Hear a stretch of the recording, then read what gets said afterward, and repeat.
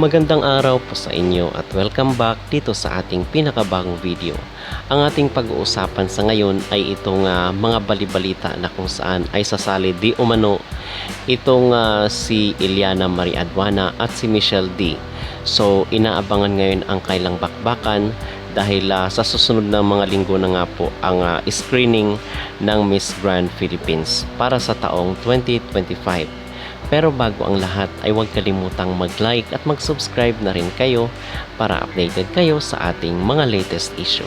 At usap-usapan nga po kahapon dito sa mundo ng social media itong pagsali di umano ni Iliana Marie Aduana. Although wala pa naman po itong confirmation, pero nauna na pong mag-circulate online or yung mga balibalita na ito ring si Michelle D last week ay merong mga usap-usapan na siya ay sasali rin dito sa Miss Grand International.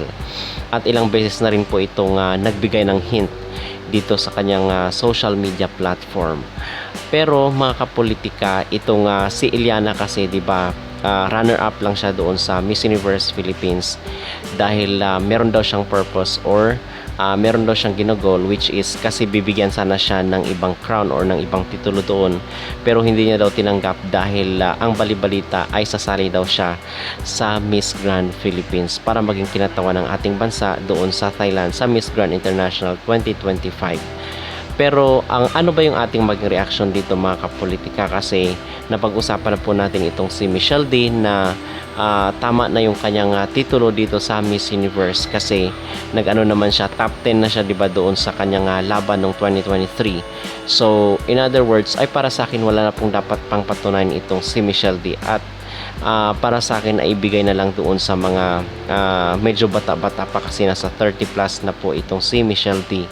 So para sa akin ang pinakabagay na ipadala natin sa Miss Grand ay itong si Iliana Marie Aduana dahil maputi at maganda, tapos kasi ganitong mga beauty yung gusto ni Mr. Nawat.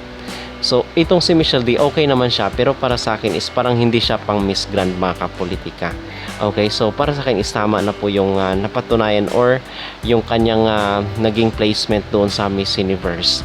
At para sa akin kasi kung popularity wise, mas popular talaga po itong si Michelle D dahil sa kanyang mga milyon-milyong followers.